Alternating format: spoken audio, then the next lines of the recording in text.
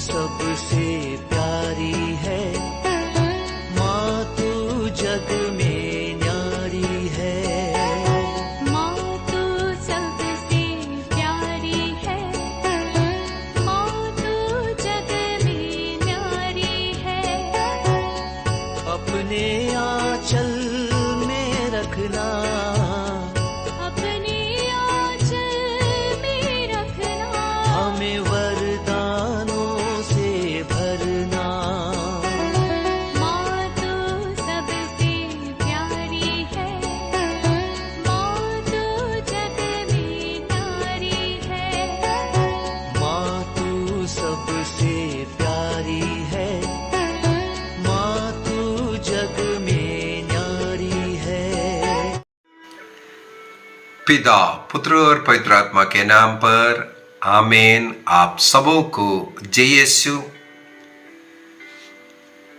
स्तोत्र ग्रंथ 127 वाक्य 1, Psalm 127 verse 1।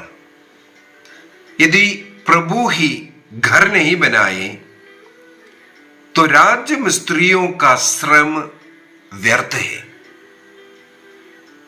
यदि प्रभु ही नगर की रक्षा नहीं करे तो पहरेदार व्यर्थ जागते हैं।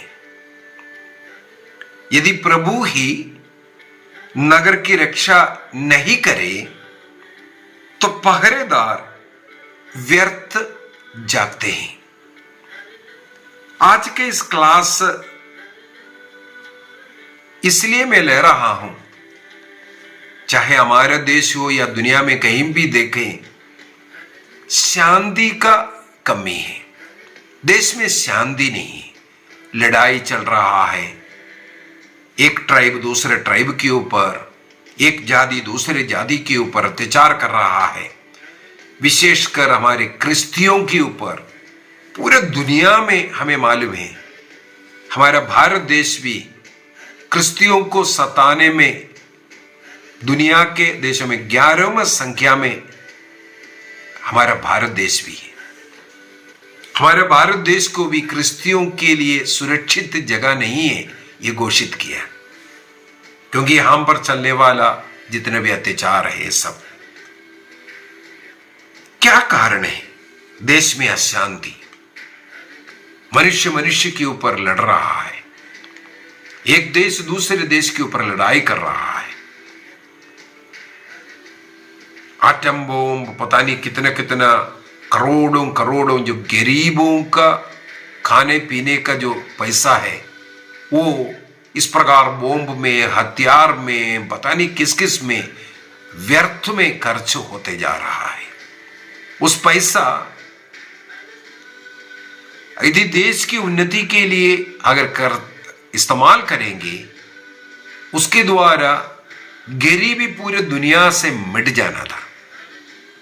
यदि आज दुनिया में गरीबी है, इसके पीछे का एकमात्र कारण है उस गरीब का भोजन लेकर के तुम लोग लड़ रहे हो।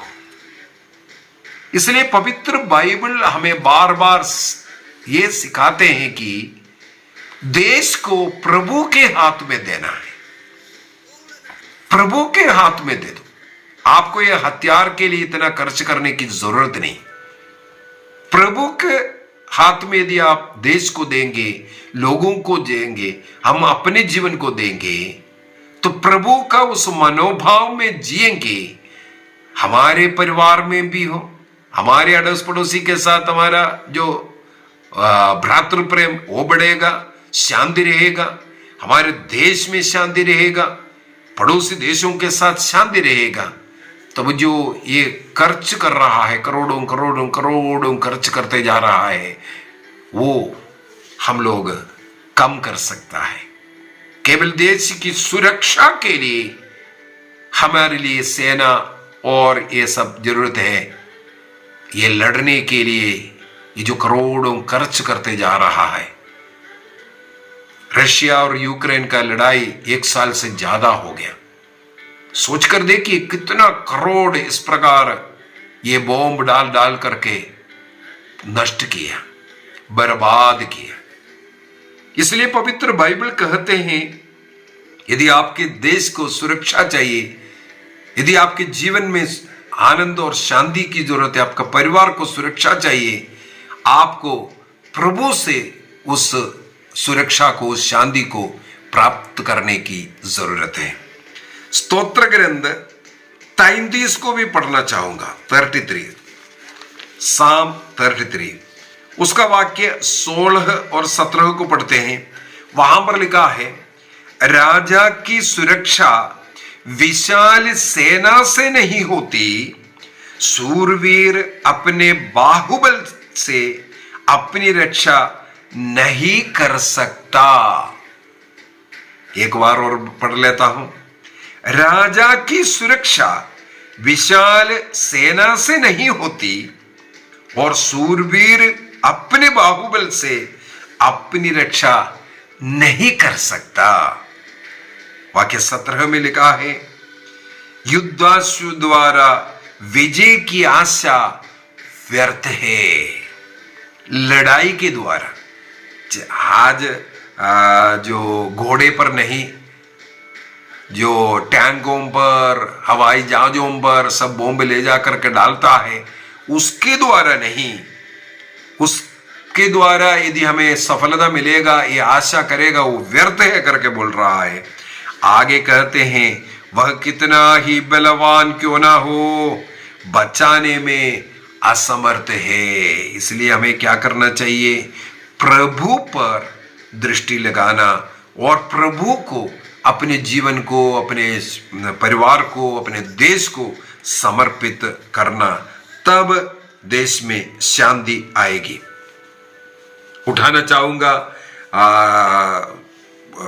प्रोवर्ब्स, सूक्ति ग्रंथ का यदि अध्याय 16 को पढ़ेंगे, वहां पर वाक्य 1, वाक्य 3, वाक्य 9, वहां पर सब बहुत ही सुंदर वचन इस प्रकार लिखा हुआ है।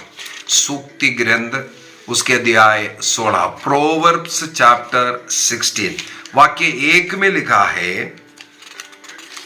मनुष्य योजनाएं बनाता है, उनकी सफलता प्रभु पर निर्भर है। मनुष्य योजनाएं, प्लानिंग सब करेगा, ऐसा हम लड़ाई करेंगे, ऐसा हम आक्रमण करेंगे, ऐसा हम उस देश को कब्जा करेंगे, ये सब हम योजनाएं बैठ करके, वार रूम में बैठ करके हम लोग योजनाएं बनाता है। बाइबल में लिखा है, यदि आपकी योजना के अनुसार आपको उस कार्य में सफलता चाहिए, वो सफलता प्रभु के हाथ में है। वाक्य 3 में लिखा हुआ है, आपने वार रूम में बैठ करके जो भी योजनाएं बनाया है, उन सभी कार्य को, योजनाओं को प्रभु को अर्पित करो और तभी तुम्हारी योजनाएं सफल होगी। अर्थात प्रभु के बगैर यदि आप सोचेगा हमारे शक्तिशाली सेना है, या हमारे पास ऐसा ऐसा यंत्र है, तोप है, बॉम्ब है, इसके द्वारा हम सफल हो जाएंगे। देख रहा है, 1 वर्ष हो गया, एक छोटा सा देश यूक्रेन के ऊपर आक्रमण करते हुए, सबसे बड़ा देश रशिया का, सफलता नहीं मिल पा रहा है। हाँ, यहां वहां कुछ नष्ट जरूर कर रहा है, कुछ लोगों का मृत्यु जरूर हुआ है। इस प्रकार का युद्ध के द्वारा आपके पास चाहे कितना भी बड़ा बड़ा टैंक, कितना भी बॉम्ब, कुछ भी रहे, आपको सफलता चाहिए, प्रभु को योजना समर्पित करें। प्रभु है शांति का राजा, वो शांति के द्वारा आपके कार्य को पूर्ति कर कर देने के लिए सक्षम है। इसलिए प्रभु में अपनी योजना को समर्पित करना जरूरी है। वाक्य 9 पढ़ लेता हूं। मनुष्य मन में अपना मार्ग निश्चित करता, लेकिन प्रभु उसके कदमों को सुदृढ़ बनाता है। मनुष्य मन में अपना मार्ग को बनाएगा, मुझे वहां जाना, मुझे यहां जाना, मैं ऐसा जाऊंगा, एरोप्लेन में जाऊंगा, हेलीकॉप्टर में जाऊंगा, बस में जाऊंगा, ट्रेन में जाऊंगा, ये सब, या पैदल जाऊंगा, या ऐसे ऐसे योजनाएं जरूर मन में लेके आता है। लेकिन उस यात्रा को सुदृढ़ बनने के लिए, सफल बनाना प्रभु के हाथ में है, हमारे हाथ में नहीं है। बाइबल ये साफ साफ हमें सिखाते हैं। और साथ ही साथ सुक्ति ग्रंथ का अध्याय 21 का 21 वाक्य 31 को भी पढ़ना चाहूंगा। 21 का वाक्य 31 लास्ट वाला, प्रोवर्ब्स चैप्टर 21:31। घुड़सवार सेना युद्ध के लिए तैयार की जाती है, लड़ाई लड़ने के लिए। पता नहीं ऐसा घुड़सवार सेना को तैयार करके रखते हैं। ये पुराने समय पर घोड़ों के ऊपर जो लड़ाई लड़ता था तलवार चला करके, उसके विषय में लिखा हुआ है। तो इस प्रकार का तैयारी, चाहे आज एरोप्लेन खरीद करके, फाइटर प्लेनों को खरीद करके, या टैंकों को खरीद करके, या तोपों को खरीद कर करके, करोड़ों खर्च कर करके ऐसा तैयारी तो करेगा, किंतु विजय प्रभु के हाथ में है। पवित्र बाइबल यह साफ साफ दिखाता है। ये वचन इसलिए मैंने सुनाया, हम सीखें, हम समझें। प्रभु स्वयं वचन देकर के बोल रहा है, आपकी योजनाएं सफलता प्राप्त करना है, उन योजनाओं को प्रभु को देना है। प्रभु शांति का मार्ग ढूंढ करके आपको वो सफलता देगा। आपका देश का प्रोटेक्शन प्रभु का हाथ में हमें देना है। यिर्मयाह का ग्रंथ उसके अध्याय 1 वाक्य 6 में प्रभु ने यिर्मयाह से कहा, तुम डरो मत, मैं तुम्हारे साथ है ना, तुम्हारा कुछ भी होने नहीं दूंगा, मैं तुम्हारे साथ रह करके मैं तुम्हें विजय देता रहूंगा।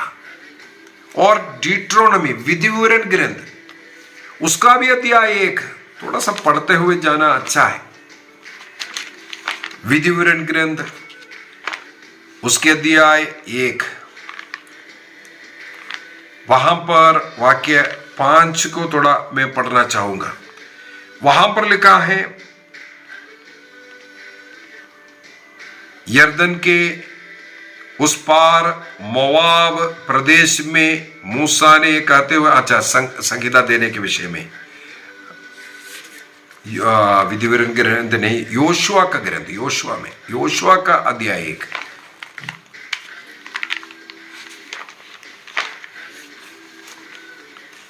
योशुआ का ग्रंथ उसके अध्याय 1 वाक्य 5 को यदि हम पढ़ेंगे, वहां पर ईश्वर योशुआ से कहते हैं, योशुआ डरने की जरूरत नहीं, और उसे क्या कार्य करना है, उस कार्य में कैसे सफलता मिलेगा। इस प्रकार इजराइलियों का लाखों लोगों को लेकर के कनान देश में प्रवेश करना है। वहां कनान में अनेकों ट्राइब्स रह रहे, वहां कनान देश में शक्तिशाली जैसे बहुत बड़ा इस इस्राइल से बड़े ताकतवर लोग वहां रह रहा है, भीम का लोग। यदि गणना ग्रंथ अध्याय 14 को अगर हम पढ़ेंगे, वहां पर उसके विषय में वर्णन किया हुआ है। तो प्रभु यहां पर योशुआ से क्या कहते हैं, वाक्य 5 से, जब तक तुम जीवित रहोगे कोई भी तुम्हारे सामने टिक नहीं पाएगा। इसके बाद आगे लिखा है, जैसे मैंने मूसा के साथ किया था वैसे तुम्हारे साथ भी रह करके कार्य करूंगा। मूसा नबी के साथ बीती 40 वर्ष तक रह करके किस प्रकार अनेकों लड़ाई लड़ा। निर्गमन ग्रंथ 17 में हम लोग देखते हैं अमोरियों के साथ किस प्रकार लड़ाई लड़ा था। प्रभु ने बोला तुम्हें लड़ने की जरूरत नहीं। और जब तक उस लड़ाई को मूसा नबी हाथ ऊपर कर करके उनकी स्तुति करते हुए, आराधना करते हुए प्रार्थना में था, तब तक योशुआ की सेना विजयी था। जब हाथ प्रार्थना बंद किया, हाथ थक गया, नीचे हुआ, तब वो हरना शुरू कर रहे। इसका मतलब प्रभु को सारी बातें समर्पित करना है, विजय चाहिए। तो यहां पर योशुआ से प्रभु यही कहते हैं। आगे क्या कहते हैं, मैं तुम्हारी सहायता करता रहूंगा, तुम्हारा त्याग नहीं करूंगा, दृढ़ बने रहो और ढारस रखो। वाक्य 7 में भी यही लिखा हुआ है, दृढ़ बने रहो और ढारस रखो। हमें दृढ़ बने रहना है, ढारस रखना है, प्रभु पर भरोसा करना है। प्रभु हमें सफल बनाएगा। चाहे हमारा पारिवारिक जीवन क्यों ना हो, चाहे हमारा ऑफिस का काम, किसी से भी हम डर रहा हो, कोई भी ऐसा बात, विशेषकर अभी जो बच्चों का परीक्षाएं नजदीक हैं, परीक्षा के प्रति अनेकों बच्चे डर रहा है, सबों के लिए ये बात उपयोग करना चाहिए। प्रभु मेरे साथ है, मेरा मदद करेगा, प्रभु मेरे साथ है। जैसे बच्चे पढ़ाई करते वक्त बार बार बोलना है, जैसे यिर्मयाह का ग्रंथ अध्याय 33 वाक्य 3, यिर्मयाह चैप्टर 33 वर्स 3, वहां पर लिखा हुआ है, यदि तुम मुझे पुकारोगे मैं तुम्हें उत्तर दूंगा, मैं तुम्हें आंसर दूंगा परीक्षा लिखने के लिए। तुम मुझे पुकारो, ऐसे महान तथा रहस्यमय बातें बताऊंगा जिन्हें तुम नहीं जान रहे, तुमने नहीं पढ़ा, तुम्हें याद नहीं आ रहा है, ऐसी बातों को मैं बता कर दूंगा, आंसर मैं तुम्हें देता रहूंगा। तुम मुझे पुकारो, प्रभु से जुड़ करके जो कुछ एक वर्ष में पढ़ाई किया सब कुछ प्रभु को दे दीजिए और प्रभु से बोलना। प्रभु यिर्मयाह 33:3 में लिखा है, यदि तुम मुझे पुकारोगे मैं तुम्हें उत्तर दूंगा, आंसर दूंगा। प्रभु मैं अब तुम्हें पुकार रहा हूं, मुझे आंसर दीजिए, क्या यहां लिखना है, क्या जवाब देना है। इस प्रकार प्रभु से जुड़ करके प्रार्थना का जीवन, भक्ति का जीवन जीना, तब हमारा जीवन, हमारा परिवार, हमारा देश सुरक्षित रहेगा। प्रभु के उस प्रोविडेंस पर हमें विश्वास करने की जरूरत है। यदि न्यायकर्ताओं का ग्रंथ को पढ़ेंगे, वहां पर बहुत ही सुंदर है, हमें मालूम है गिदयोन के विषय में लिखा हुआ, इसके अंदर न्यायकर्ता उसमें जजेस में, जो गिदयोन के द्वारा केवल 300 लोगों का एक सेना लेकर के जा रहे शत्रुओं के ऊपर विजय के लिए। कितना लोग? केवल 300 की संख्या, बड़ी सेना लेकर के जा रहा था। प्रभु ने कहा नहीं, ये बहुत ज्यादा संख्या है, बहुत ज्यादा संख्या है। इस प्रकार कम करते करते करते करते लास्ट में 300 की संख्या में आया। तब प्रभु ने बोला हाँ जाओ। तब उन 300 से उस महान विशाल शक्तिशाली एक देश को हराता हुआ हम लोग देखते हैं। इसका मतलब ईश्वर को महत्व दिया, ईश्वर को स्थान मान सम्मान दिया और ईश्वर में विश्वास किया, भरोसा किया, देश सुरक्षित हुआ। इसी प्रकार 2 क्रॉनिकल, दूसरा इतिहास का ग्रंथ अध्याय 29 के अंदर वहां पर एक हिजकिय्याह राजा के विषय में लिखा। राजा हिजकिय्याह ईश्वर भक्त व्यक्ति था, ईश्वर के मार्ग पर चलने वाला। जैसे दाऊद ईश्वर की इच्छा के अनुसार चल रहा था, उसी प्रकार चलने वाला एक व्यक्ति। ये जब राजा बनकर के आया, उन्होंने देखा यरूशलेम का मंदिर, ईश्वर का वो मंदिर बंद पड़ा है। राजा को अच्छा नहीं लगा। जिस मंदिर में सुबह से लेकर के शाम तक बलियां अर्पित करते थे, लोग वहां आकर के प्रार्थना करते थे, प्रभु की आराधना करते थे, वो जगह आज बंद हो गया, टूटा फूटा पड़ा है। और उस मंदिर के अंदर अनेकों देव मूर्तियां ला करके रख दिया है। उससे पहले वाला राजा ने यही किया, ईश्वर के मंदिर में अन्य देव मूर्तियां ला करके उसके लिए बलियां अर्पित करना शुरू किया। और हिजकिय्याह के पहले वाला जो राजा है, उन्होंने उस मंदिर को ही परमानेंट बंद कर दिया। हिजकिय्याह आकर के सबसे पहला कार्य यही किया, प्रभु का मंदिर का फाटक खुलवाया। उन्होंने देखा बहुत बुरी तरह से खराब पड़ा है।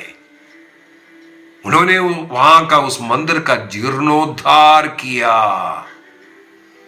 वहां पर जितना भी मेंटेनेंस की जरूरत था और जो अंदर पड़ा हुआ जितने भी कचरा है, लेवियों से कहा वो सब बाहर निकालो, आंगन में रखवाया और लेवियों ने उसको हेद्रोन घाटी में ले जाकर के फेंक दिया। इस प्रकार उस मंदिर का टूटा फूटा ये सब बना करके पहले जैसे मंदिर को बनाया और वहां पर ईश्वर के लिए बलियां शुरू की, आराधना शुरू किया। ये प्रभु को अच्छा लगा। आगे हम लोगों को ये पढ़ने के लिए मिलता है, राजा हिजकिय्याह के काल में ईश्वर ने दुश्मन लोगों को वहां आने नहीं दिया। उनके शासन काल में जिस राजा ने प्रभु को आदर सम्मान दिया, उनके देश में सत्य ईश्वर की आराधना शुरू किया, उस देश में संकट से मुक्ति मिल गया। हमारा भारत देश में यदि संकट है, दुश्मन आ रहा है, आतंकवाद बढ़ रहा है, गरीब और ज्यादा गरीब बनते जा रहा है, यहां भ्रातृप्रेम नष्ट हो चुका है, बच्चे माता पिता का हत्या कर रहा है, माता पिता बच्चों का हत्या कर रहा है, और जात पात के नाम पर यहां पर भ्रष्टाचार चल रहा है। जो कुछ हो रहा है इसके पीछे का कारण है सत्य ईश्वर की स्तुति आराधना इस देश में लुप्त हो रहा है। क्रिश्चियों के ऊपर अत्याचार चल रहा है। ये इतिहास गवाह है, जहां कहीं भी क्रिश्चियों के ऊपर अत्याचार हुआ उस देश का विनाश हुआ। अनेकों ऐसा कठोर हृदय वाला राजा शासन किया, ईश्वर भक्ति लोगों को ऊपर प्रदाड़ा गया, मार डाला गया। आज हमारा भारत देश का भी यही हालत है। अनेकों देश में ऐसी हालत है, प्रार्थना करना भी बड़े मुश्किल हो गया। इसलिए हमारे देश में बार बार दुश्मन का अटैक चल रहा है। सोच रहा है हम बॉम्ब से या हमारे सेना से ये रक्षा करेगा, नहीं हो सकता। देश की रक्षा सेना के हाथों में नहीं, देश की रक्षा प्रभु के हाथ में है। मैं फिर से बोलना चाहूंगा, देश की रक्षा सेना के हाथों में नहीं, वरन देश की रक्षा प्रभु के हाथों में है। इसके लिए बहुत उदाहरण हम अपने पवित्र बाइबल से उठा सकते हैं। कि गिदयोन का बोला, यदि हम मक्काबियों का ग्रंथ को पढ़ेंगे, लड़ाई का सबसे ज्यादा वर्णन किया हुआ किताब है मक्काबियों का ग्रंथ। वहां पर किस प्रकार प्रभु के मंदिर पर और प्रभु के चुने हुए लोगों के ऊपर अत्याचार करने वाले, मार डालने वाले लोगों के खिलाफ यूदस मक्काबी के द्वारा, उनके गुटों के द्वारा, उनके सेना के द्वारा आक्रमण करते हैं, विजय प्राप्त करते हैं, ये लिखा हुआ मिलेगा। ये कि नहीं, अनेकों युद्ध के विषय में वर्णन किया है। हर जगह पर हमें देखने के लिए मिलता है, वो सबसे पहले प्रभु को मान सम्मान देता है, प्रभु से बातें करता है, प्रभु की आराधना करता है। और यूदस अपने सेना के अन्य सिपाहियों को यही डारस में बनता है, हमारे साथ ईश्वर है, इसलिए हमें डरने की जरूरत नहीं। दाऊद और गोलियात की कहानी सब लोग जानते हैं। गोलियात अट्टा बड़े तगड़ा व्यक्ति, उसके सामने दाऊद बिल्कुल एक छोटा सा लड़का। जैसे दाऊद उससे उसके सामना करने के लिए जा रहा है, उससे देख करके, दाऊद को देख करके गोलियात हंसी उठाए, मजाक किया। आ जाओ बेटा, तुम मुझे क्या कुत्ता समझते हैं? लाठी और पत्थर लेकर के मुझे भगाने के लिए आ रहा है। आज तुम्हें मैं फाड़ करके आकाश के पक्षियों का भोजन बनाऊंगा। ऐसा ऐसा बोल करके उसका किल्ली उड़ा रहा था। दाऊद उसको जवाब क्या दिया?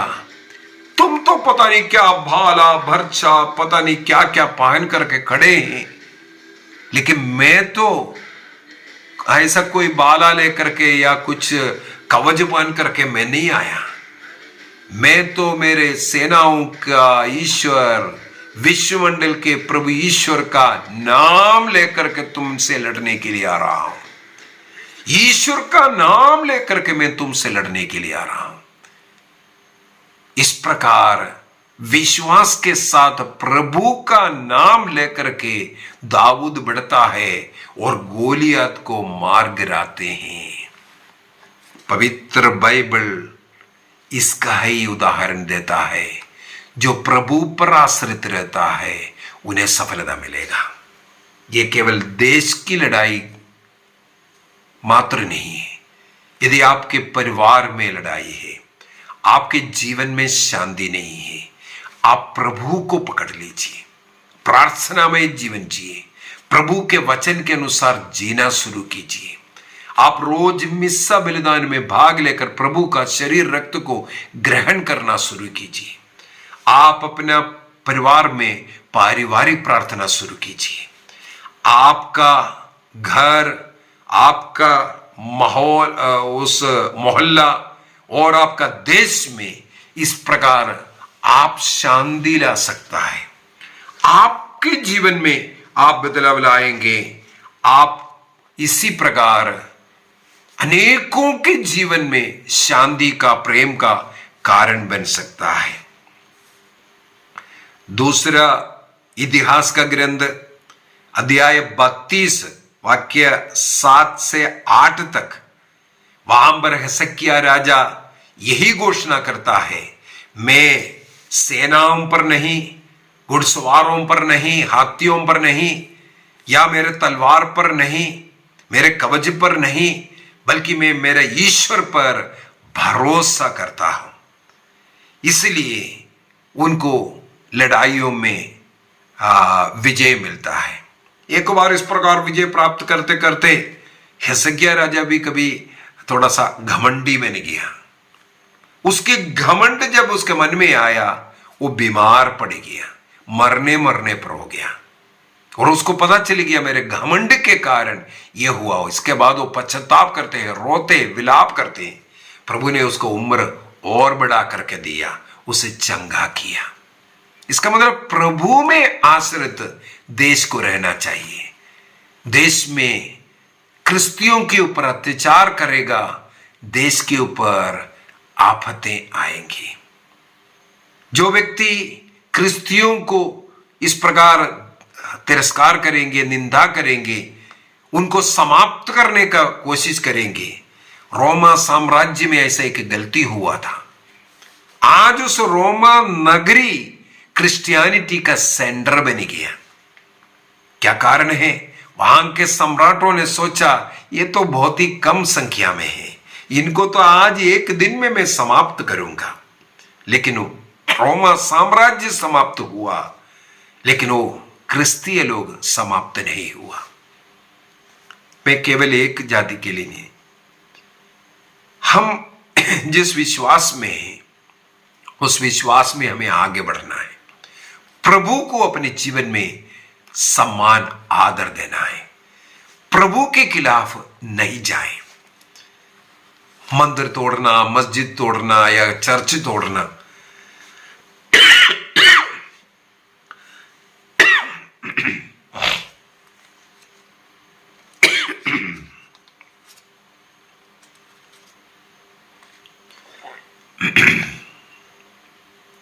इस प्रकार हम लोग अपने देश में अशांति लाएंगे। प्रभु को जिस देश में मान सम्मान मिलता है उस देश से शांति का जीवन जिएंगे। जिस परिवार में प्रार्थना है, जिस परिवार में प्रभु को मान सम्मान आदर है, समय पर चर्च जाता है, प्रार्थना के लिए समय रखा है, इस प्रकार प्रभु के लिए आदर सम्मान है, उस घर में भी शांति रहेगी। वो कोई टूटेंगे नहीं। आइए हम अपनी आंखें बंद करें, प्रभु को धन्यवाद दें। हमारे देश के लिए, देश के नेताओं के लिए प्रार्थना करें। हमारे देश के प्राइम मिनिस्टर के लिए, प्रेसिडेंट के लिए, होम मिनिस्टर के लिए, देश के सभी शासकों के लिए, अधिकारियों के लिए प्रार्थना करें। वे शांति का कार्य कर पाए। किसी व्यक्ति का जात पात के नाम से, धर्म के नाम पर अत्याचार करने या नीचे दिखाने के लिए और मिटाने का कोशिश करेगा, देश में आग लगेगा। प्रभु के खिलाफ मत जाइए, ये हमारे देश को बर्बाद करेगा। इतिहास गवाह है, जहां सतावट हुआ प्रभु के नाम पर, उस देश में इस प्रकार का अनेकों आपत्ति का सामना करना पड़ा। प्रभु हमारे शासकों को सद्बुद्धि दे, प्रभु हमारे देश को बचा कर रखे, हमारे देश को, हमारे सेनाओं को प्रभु के हाथ में दे, प्रभु ने आशीष दी। पिता, पुत्र और पवित्र आत्मा के नाम पर आमीन। आप सबों को जय यीशु।